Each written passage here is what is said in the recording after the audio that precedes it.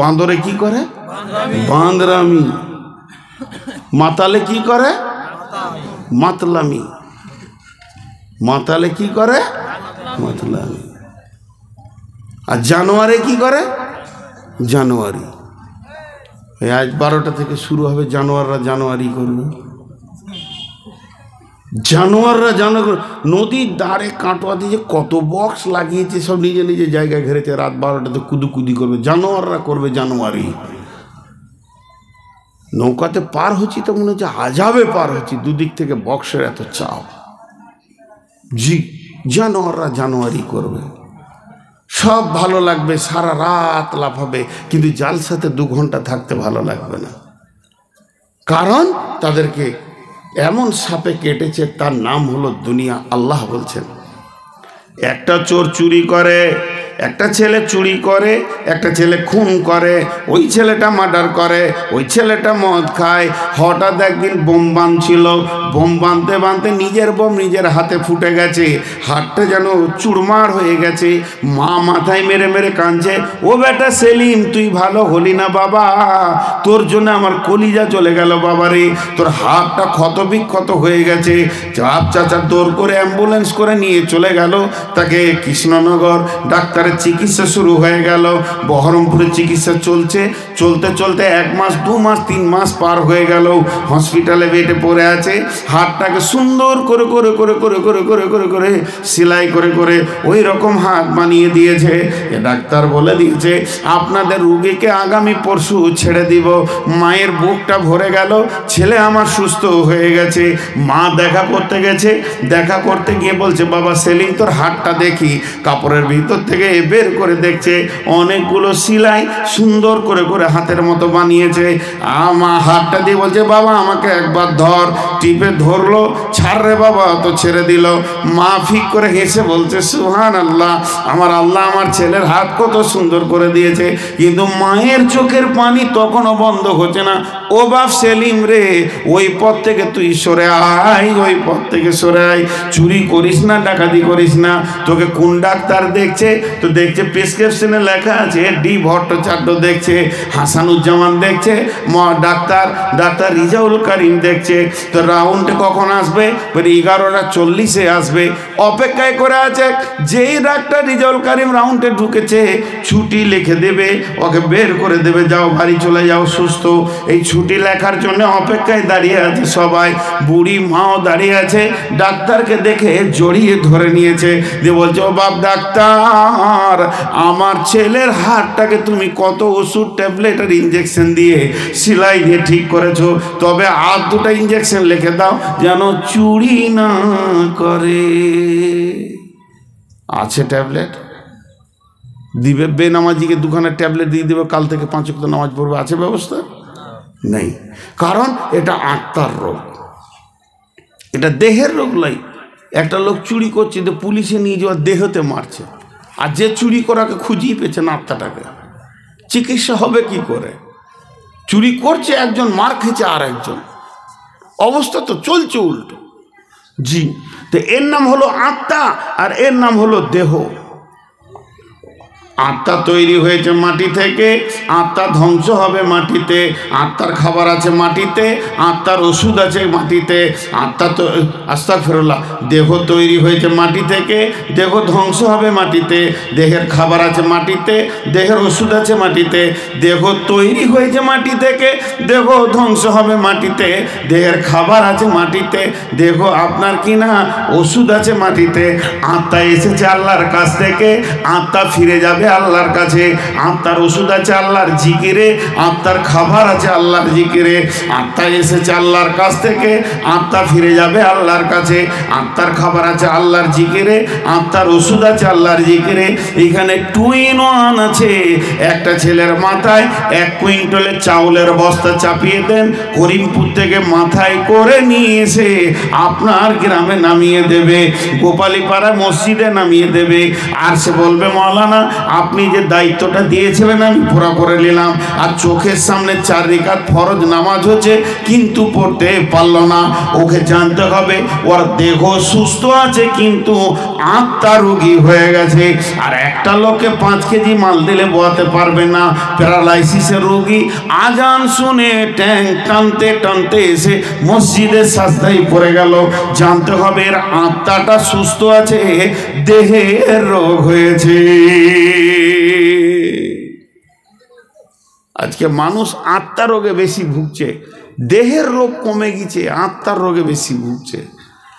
আজকে মেয়েরা পর্দায় থাকছে না কেন? তাদের আত্মা রোগী হয়ে গেছে, দেহ সুস্থ আছে, আত্মা রোগী হয়ে গেছে। এই জন্য এদেরকে পর্দা ভালো লাগছে না, পর্দায় থাকতেও মন চাইছে না। জি, তাহলে দুনিয়াটা কত লম্বা, কত চওড়া। আল্লাহ বলছেন ফামা মাতাউল হায়াতিদ দুনিয়া ফিল আখিরাতি ইল্লা কালিল।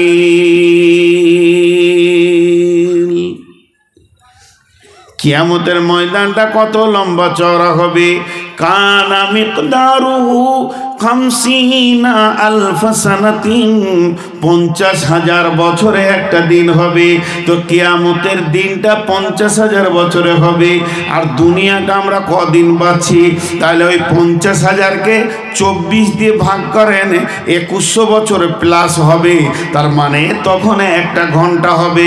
সেইটাকে যদি 60 দিয়ে ভাগ করেন তাহলে মিনিটে দাঁড়াবে। ওই 50,000 বছরকে প্রথমে আপনি 24 দিয়ে ভাগ করে আবার সেই ভাগ ফলকে 60 দিয়ে ভাগ করে দেবেন, তাহলে 34 বছর প্লাসে 2-3 সপ্তাহ দাঁড়াবে। তার মানে তবে একটা মিনিট হবে। তাহলে কিয়ামতের একটা মিনিট সমান পৃথিবীর 34 বছর। যদি কোনো মানুষ 70-80 বছর বাঁচে বা 100 বছর বাঁচে, তো কিয়ামতের তুলনায় মাত্র 2 থেকে 2.5 মিনিট দুনিয়াতে ছিল।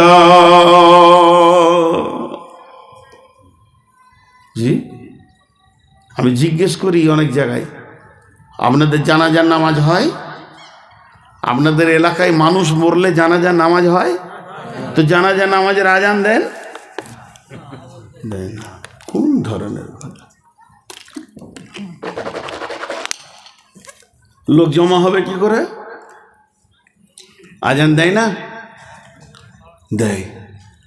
মসজিদে আজান হলো মাগরিবের, আর আপনি ইমাম সাহেবকে যেন একটু আসে। আজানের শেষে আর ইমাম সাহেবের আল্লাহ আকবরের সময় কত থাকে?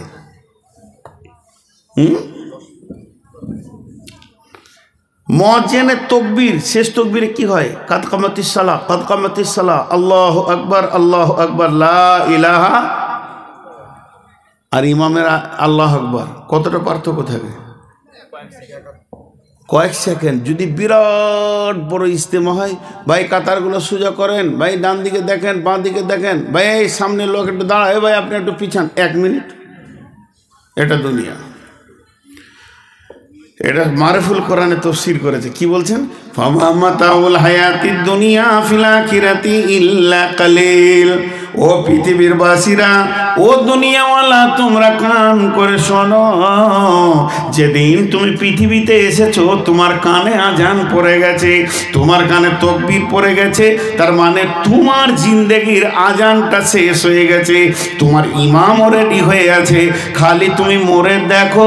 ইমাম সাহেব এসে প্রথমেই তাকবীর বেঁধে দিয়ে বলবে আল্লাহুম্মা গফির লি হাইয়িনা ওয়া মাইতিনা ওয়া শাহিদিনা। এখানে স্টেজে বলেন, চেয়ারে বলেন, নিচে বলেন, আর মেয়ে বলেন, পুরুষ বলেন, ছেলে বলেন, যুবক বলেন, বৃদ্ধ বলেন, নারী পুরুষ যতজন আছি সকলের জিন্দেগির আজান শেষ হয়ে আছে। শুধু ইমাম উজু করে রেডি আছে। আর আমাকে এরই মাঝে কিছুক্ষণ আল্লাহ দুনিয়া করতে দিয়েছে, তাই আমি সব ভুলে গিয়ে সুদ আর জুয়াতে নেমে গেছি। এর নাম দুনিয়া।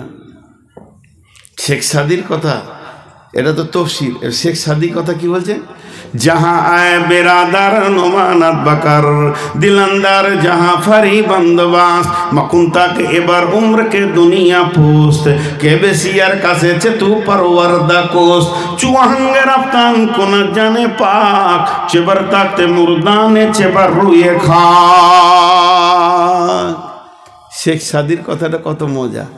রাস্তায় একটা সুন্দরী যুবতী পেরিয়ে যাচ্ছে, আর আমিও সুন্দর যুবক, যদি লাফিয়ে কবাডি খেলার মতো ধরে নিই, জি ভাই, যুবতীকে যদি আপনি লাফিয়ে ধরেলেন, একটা সুন্দরীকে, দরকার আপনারও আছে তারও আছে, কিন্তু কি পাবেন? লাত জুতা পাবেন কি পাবেন না? আর এত বড় লোক হ্যাঁ না বলে না, শুধু লাত মারবে না, ওর বাপ মারবে, ওর ভাইরা আরো বেশি করে পিটে মরে যাবে।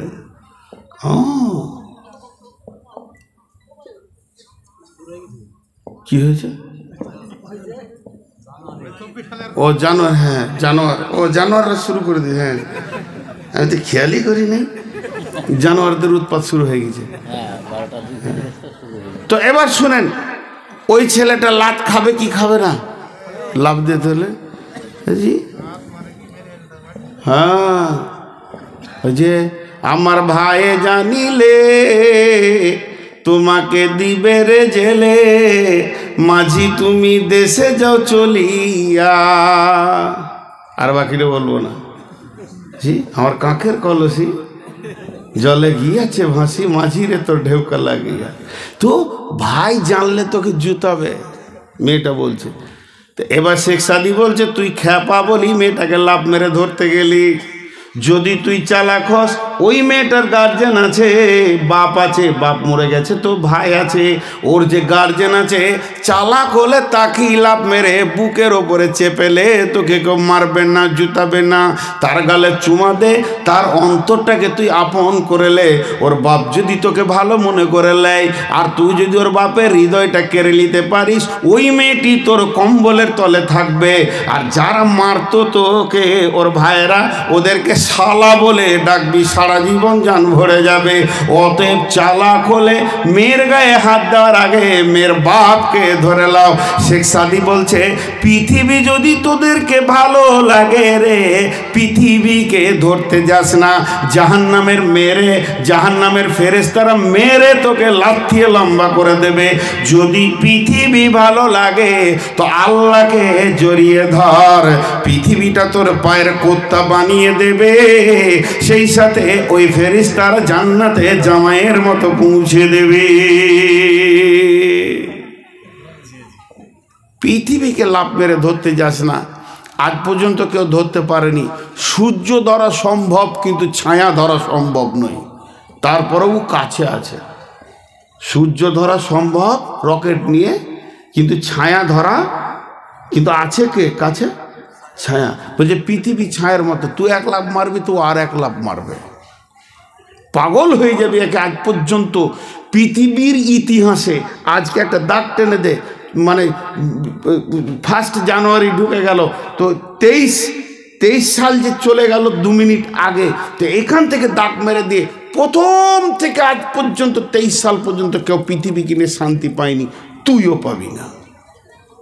এটা শেখ সাদি বলল। চলেন আরেকজন কি বলছেন, চুয়াহাঙ্গের আফতান কোনা জানে পাক, চেবার তাকতে মুরদানে চেবার রুয়ে খাক। মা আমার সকালবেলায় কে সাবান নিয়ে বসলো, খালি কুচলাইতে লেগেছে, খালি ময়লা তোলা হলো। তারপরে সুন্দর বডি লেশন, বডি লেশনের পর চলে এলো কি, বডি অয়েল উঠেছে না, বডি অয়েল শেষ হয়ে গেল। তারপরে আয়রন করে জামা ফুল প্যান্ট পরে নিল, এরপরে এদিকে সেন্ট, এদিকে সেন্ট, তারপরে এখানে সেন্ট, তারপরে আতর, দাড়িতে আতর, কানে আতর, গোটা শরীরকে স্পেশাল করে বানিয়ে নিল। শেখ সাদি বলছে, চুহাঙ্গে রপ্তান কোনা জানে পা, চেবার তাকতে মুরদানে চেবার রুইয়ে খাক। এতক্ষণ মাল আর বডির ওপরে মেহনত করলি, আত্মার ওপরে করলি না। আত্মার যদি আজরাইল টেনে নেয়, তোর দেহটা কাঁঠাল পচা হবে রে, বিবি আর ঠোঁটে ঠোঁট লাগাবে না। এর নাম দুনিয়া। বলছে ভুল বললে। ভুল বললাম নাকি? ও তাই বলে, আমি বুড়ে গেছি তো কম শুনছি, এখন খালি উল্টে শুনছি। তাই হবে কি হবে না? দেখেন শেখ সাদির কথা গেল, এবার চলেন আর একটা মুফাসসিরের কথা বলবো, দেখ কবি নজরুলের কথা বলবো। একটা মুফাসসির বলছে এটা একটা গাছ, গাছে একটা ডাল, মা বোনেরা মা বোনেরা আবার জানুয়ারি শুরু করলে নাকি? আছে। এটা একটা গাছ, এই গাছের একটা ডাল, এইটা একটা গাছ, গাছের একটা ডাল, এইখানে একটা লোক ঝুলছে, আর ওর পায়ের কাছে একটা ক্ষুধার্ত বাঘ খালি হাও হাও করে হুঙ্কার ছাড়ছে। আল্লাহ, বাঘকে বেশি ভয় না ইঁদুর বেশি ভয়? বাঘকে ভয়, ইঁদুরকে মানুষ তেরে দৌড়ে মেরে দেয়, বাঘের কাছে যাই না। তো বাঘকে বেশি ভয়। একবার করে দেখছে আর বলছে আল্লাহ কি করবো আল্লাহ, হাতটা যদি ছেড়ে দিয়ে হাত পা ভেঙেও বাঁচত, বাঘের জন্য ছাড়তে পারছে না। দুইটা বাজু একদম অসার হয়ে গেছে, আর উঠতে পারছে না। তা উঠি বা লাভ কি হবে? যে ডালটা ধরে ঝুলছে, ওই ডালের গোড়াটা আবার দুটো ইঁদুরে কাটছে। বাঘের থেকে ইঁদুর আবার ডবল কাজ চালাইছে এখন। জি, বাঘের থেকে ইঁদুর এখন ডবল কাজ চালাইছে, ইঁদুরে কাটছে কটকট করে। বলেন আপনারা মুখ খুলেন, ওই লোকটা হাসতে পারবে কি? ওকে যদি বলে কাল বউ দেখতে যেতে পারবে কি? ওই লোকটা সিডি টিভি দেখতে পারবে কি? ওই লোকটা জানুয়ারি করতে পারবে কি? কিছুই ভালো লাগবে না, খালি মদ চোখে দেখবে। তো উনি বলছেন এই ডালে আমরা সবাই চেপে আছি। গাছটার নাম আম গাছ, জাম গাছ, পেয়ারা গাছ, অর্জুন গাছ, নিম গাছ, শাল গাছ, এই গাছ ও গাছ নয়। গাছটার নাম হচ্ছে আয়ু। আয়ু নামে গাছে প্রত্যেকটি মানুষ আমরা চড়ে বসে আছি, নারী পুরুষ। ওই আয়ু নামে গাছের একটা ডালের নাম হচ্ছে বয়স। বয়সের ডাল ধরে আমরা ঝুলছি। আজরাইল প্রতিনিয়ত হুঙ্কার মারছে, আর আমার বয়সের ডালটা দুইটি ইঁদুরে কাটছে, একটা কালো ইঁদুর আর একটা সাদা ইঁদুর। সাদা ইঁদুর বলতে দিন, কালো ইঁদুর বলতে রাত। দিন রাত কটকট কটকট করে বয়স কেটে দিয়েছে। ও বন্ধু, তুমি কেমন করে আনন্দ করো, জুয়া খেলো, হাতে কি করে তাসের ঝালটা তোমার কাছে থাকে? তুমি জানো কি, তোমার নাকটা হচ্ছে তোমার করত, প্রতি সেকেন্ডে সে তোমার বয়স কাটতে রয়েছে। আল্লাহ তোমাকে হায়াত দিয়েছে, আর হায়াতের ডাল কাটার জন্যে একটা দুই মুখ করো তোমার চোখের সামনে লাগিয়ে দিয়েছে। নিঃশ্বাস নিলেও বয়স কাটছে, নিঃশ্বাস ফেললেও বয়স কাটছে। অতএব কেমন করে তুমি আনন্দ করো। আর আজি তুম বিল হায়াতি দুনিয়া মিনাল আখিরা ফামা মাতাউল হায়াতি দুনিয়া ফিল আখিরাতি ইল্লা কালিল। আর কি বুঝাবো? জি, তুমি সবই তো মেয়েদের গুলো, মেয়েরা বাদ নাকি? মেয়েরা মরবে না? অমর, অমর সবাই মরবে। এবার কবি নজরুল কি বলছে দেখেন। আপনাদের এই গ্রামের একটা ছেলে কুয়েতে থাকে, 20-25 বছর পর এসেছে। টাকা ট্রাকে করে বইতে হবে, এত টাকা দিয়েছে আল্লাহকে। ট্রাকে কোটি কোটি টাকা আল্লাহ কোথা থেকে দিয়েছে। যখন ঘর বানাবে তো জায়গা পছন্দ হচ্ছে না, কলকাতা, দিল্লি, চেন্নাই ঘুরে বেড়াচ্ছে খালি প্লেনে প্লেনে, জায়গা পছন্দ হচ্ছে না। কে বলেছে চো কাটোয়াতে জায়গা দেখি? নদী পার হতে গিয়ে বৈশাখ মাসে নদীটা ছোট হয়ে গেছে, আর সাদা বালিটা দেখে বলছে এইটাই পছন্দ। জায়গাটা ঠিক করেছে পছন্দ, ইঞ্জিনিয়ারকে নিয়ে যে বলছে এখানে মাপ, ঘর হবে, বাংলা হবে, গাড়ি ঘর হবে। ইঞ্জিনিয়ার বলছে ভাই এই জায়গাটা কেমন লাগছে না? বলছে তোর বাপের টাকা। এক কথায় ওকে চাবি মেরে দিল ওর মুখে। ওর প্রাইমারি স্কুল পার হয়ে স্কুলের মাস্টার পেরিয়ে যাচ্ছিল। কি সেলিম, কখন এলে বাবা? বলে 1 মাস হলো স্যার আসা। এখানে কি করছো? বলে বাড়ি বানাবো। এই তো নদীর মাছ। স্যার যান, আপনার বাপের টাকা লাগে। যে যা বলে তাকে একটাই উত্তর দেয়, তোর বাবার টাকা। হ্যাঁ, ওর টাকার গরম আর সহ্য হয়েছে না। কবি নজরুল বলছে ওকে আর বুদ্ধি কেউ দিতে যাস না, যা কিছু করবো। একটা কবিতা শুনিয়ে দে ওকে। নদীর একল ভাঙে অকুল গড়ে, এই তো নদীর খেলা রে ভাই, এই তো বিধির খেলা। সকাল বেলায় আমি রে ভাই ফকির সন্ধ্যা বেলা। নদীর কুল ভাঙে অকুল গড়ে, এই তো নদীর খেলা রে ভাই, এই তো বিধির খেলা। সকাল বেলায় আমি রে ভাই ফকির সন্ধ্যা বেলা। মনরে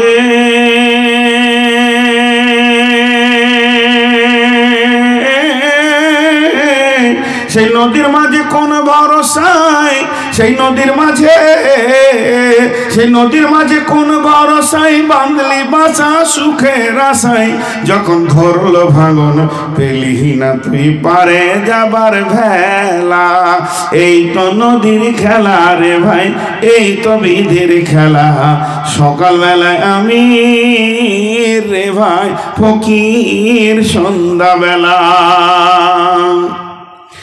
দেহ ভেঙে হয় যে মাটি,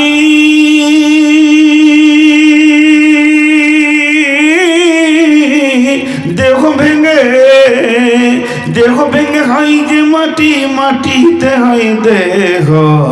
যে কুমারে গড়ল দেহ তার খোঁজ লিলি না কেহ। রাতে রাজা সাজে নাট মহলে, দিন ভিক্ষা মেঘে পথে চলে। শেষে গোরস্থানে গিয়া দেখি সবই মাটির ঢেলা। এই তো নদীর খেলা রে ভাই, এই তো বিধির খেলা। সকালবেলায় আমি রে ভাই ফকির সন্ধ্যাবেলা। কখন তুমি হও উদাসী শান সারো বেশে, আবার দেখে হও কয়েদি লইয়া কাফন ভেসে। ভাঙা গড়ার পৃথিবীতে আসা যাওয়ার খেলা রে ভাই, জোয়ার ভাটার খেলা। এই তো নদীর খেলা রে ভাই, এই তো বিধির খেলা। সকালবেলায় আমি রে ভাই ফকির সন্ধ্যাবেলা। বুঝাতে পারলাম? একবার হা না বলেন। আজ খুব কষ্ট পেয়েছি। মাইকম্যান রেগে যাবার আমার উপরে, লাঠি। বেশ কিছু মাইকম্যান আছে আমাকে খুঁজে বেড়াচ্ছে, খালি একা পেলেই মেরে শেষ করে দেবে। এ মাইকগুলো জলসার মাইক নয়। মাইক ছিল 4 দিন আগে, মাইক ছাড়তে মন ছিল না। আমরা মাইক খাই তো, এটা আমাদের খাবার। কি বললাম? তাহলে আলামে আরওয়া আত্মজগৎ থেকে ধীরে ধীরে মায়ের পেটে এলাম। মায়ের পেটে আমি কি পেলাম? দেহটা পেয়ে গেলাম। এই দেহ নিয়ে আমি দুনিয়া করতে শুরু করলাম। আল্লাহ তাবারাক ওয়া তাআলা বলছেন, খবরদার, আমি দুনিয়া করার জন্য তোমাকে যে যে লিস্ট দিয়েছি সেই কাজগুলো তুমি ঠিক ঠিক ঠিক ঠিক করে আমার কাছে ফিরে আসবে। ইন্না ইলাইনা ইয়াবাহুম সুম্মা ইন্না আলাইনা হিসাবাহুম। খবরদার, আমার কথার বাইরে এক পা ফেলবে না। ভাইরা আমার, আপনার মসজিদে আমি ইমাম, একটা ছেলেকে ডাকলাম, বাবা রফিকুল শোনো, তোমাকে 500 টাকা দিলাম, 5000 টাকা দিলাম, একটা গাড়ি আছে অমুক হাজির বাড়িতে, আব্দুল সালামের বাড়িতে, গাড়িটা নিয়ে নাও, হুন্ডা গাড়ি আছে, ওই গাড়িটা নিয়ে তুমি সোজা চলে যাও। কোথায়? করিমপুরে চলে যাও। এই মালগুলোকে তুমি কিনে নেবে, ব্যাগে ভরে নিয়ে মাল নিয়ে চলে আসবে। আসার সময় তুমি গাড়িটা রেখে দেবে আবুল কালামের ঘরে, যাওয়ার সময় আব্দুল সালামের কাছে নেবে, আসার সময় আবুল কালামের ঘরে রেখে দেবে। তারপরে তুমি মাল আর টাকা সময় সব কিছু হিসাব আমাকে বুঝিয়ে দেবে। ছেলেটা বলল জি ঠিক আছে, কিন্তু বন্ধুরে বাজারে গিয়ে সে ভুলে গেছে যে আমার ওস্তাদ আমাকে পাঠিয়েছে। আমাদের অবস্থা তাই। আল্লাহ তাবারক ওয়া তাআলা তাকে বলছে যা তোর মায়ের পেটে দেখ একটা গাড়ি আছে, ওই গাড়িটার নাম হলো দেহ, ওর ভিতরে তুই ঢুকে যাবে, তারপরে তুই পৃথিবী করবে। ওটা নিয়ে স্কুল কলেজ ব্যবসা বাণিজ্য, ওটাকে নিয়ে খালার বাড়ি মামার বাড়ি দাদার বাড়ি চাচার বাড়ি ঘুরবে। সমস্ত কাজ যখন তোর হয়ে যাবে, তোর কাজের যখন কমপ্লিট হয়ে যাবে, তখন ওই দেহটাকে কবরে রেখে দিয়ে তুই আমার কাছ থেকে আত্মা একা গেছিলে, একা ফিরে আসবে। তোকে আমি কোরআনে লিস্ট দিয়েছি কোন কোন জিনিস দুনিয়া থেকে নিয়ে আসবে, এগুলো আমি বুঝে নিব, আমি হিসাব বুঝে নিব, এবং আমার কাছে ফিরে আসতেই হবে, হিসাব দিতে হবে।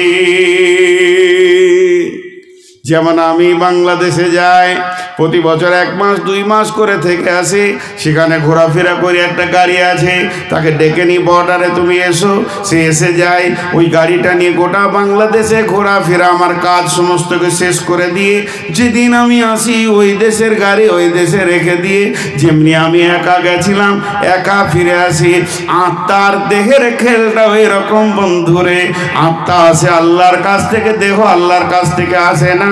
দেহকে দুনিয়াতে আপনার কিনা মায়ের পেটে গ্রহণ করে নাই, একসঙ্গে দুনিয়ায় চলে আসে, দেহকে নিয়ে গোটা দুনিয়াকে অনুভব করে নেবে। কিন্তু আল্লাহ যা বলেছে ভব বাজারে নিতে, ওগুলো যদি নিল তো ভালো, না নিল না নিল, যেদিন মরে যাবে দেহ মাটিতে থেকে যাবে, আল্লাহর কাছে আত্মা ফিরে যাবে, তাকে জিন্দেগির হিসাব দিতে হবে।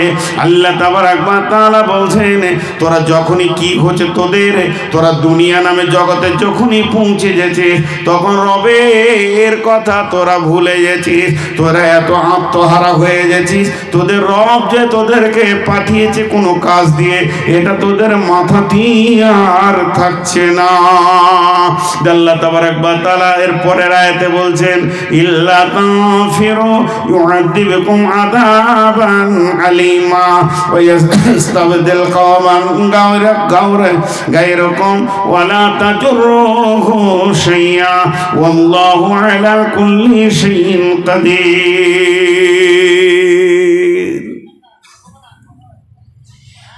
একটা আয়াত বললাম, আবার 3খানা আয়াত পড়েছি, আর একটা আয়াত পড়লাম, একটা উদাহরণ দিব, গোটা আয়াতটা ঢুকে যাবে, বেশি আপনাদেরকে ভেজালে নিয়ে যাব না। 3 মিনিট আয়াতটা শেষ করে দিব। মেন ভেজাল ছিল এই দুনিয়ার বিষয়টা। আল্লাহ বলছে বান্দা শোন, তোদেরকে যখন জালসায় ডাকা হয়, তোদেরকে যখন মসজিদে ডাকা হয়, মাদ্রাসায় ডাকা হয়, তোদেরকে যখন দিনের দিকে ডাকা হয়, দান খায়রাতে ডাকা হয়, মেয়েদেরকে পর্দায় ডাকা হয়, তখন তোর জমিনকে আঁকড়ে ধরে বসে যাস। তাহলে শুনেলে এতই যদি জমিনের পৃথিবীর প্রেমে পড়ে যাস আর আখিরাতকে ভুলে যাস, ইল্লা তানফিরু ইউআযিবকুম আযাবান আলীমা, তোরা যদি আল্লাহর রাস্তায় না বের হস, আল্লাহর ডাকে যদি সাড়া না দিস, আল্লাহ যে যেমন করে চলতে বলেছে ওরকম যদি না চলিস, তাহলে শুনেলে ইউআযিবকুম আযাবান আলীমা, আল্লাহ তোদের উপরে কঠিন আযাব পাঠাবে। ওয়া ইস্তাবদিল কওমান গায়রাকুম ওয়া লা তাজুরুহু শাইআ, আল্লাহ অন্য কওমকে দিয়ে তোদের কাজ করে নেবে, এটা আল্লাহর কাছে কোনো ব্যাপার নয়। ওয়াল্লাহু আলা কুল্লি শাইইন কাদির, আল্লাহ বলেন সমস্ত জিনিসের উপরে ক্ষমতাবান। একটা উদাহরণ দিব খালি। হাজি সাহেব 2টো গরু কিনে নিয়ে এসছে, গরু চাষ করবে না, শুয়ে গেছে, ধরে জবাই করে জালসার দিন বিক্রি করে দিল। তা বলে কি চাষ বন্ধ হয়ে যাবে? না, অন্য গরু নিয়ে করবে, অন্য গরু নিয়ে করবে। আল্লাহ বলছে তোদেরকে আমি দায়িত্ব দিয়েছিলাম, তৈরি কর, মসজিদ তৈরি কর, মাদ্রাসা তৈরি কর, কোরআনের প্রচার কর, তবলিগ কর, গোরস্থান রেডি কর। এটা তো আসল জায়গা রে ভাই, ওটা তো আসল জায়গা। কিন্তু এগুলো তোরা যদি না করিস, তাহলে আযাবে আলিম তোদেরকে দেওয়া হবে। তোদের পরিবর্তে অন্য কম কি দিয়ে দিনের কাজ করে নেওয়া হবে, এটা আল্লাহর কাছে কোনো ব্যাপারই নেই, কিচ্ছুই নেই আল্লাহর কাছে, এটা ছোট্ট জিনিস।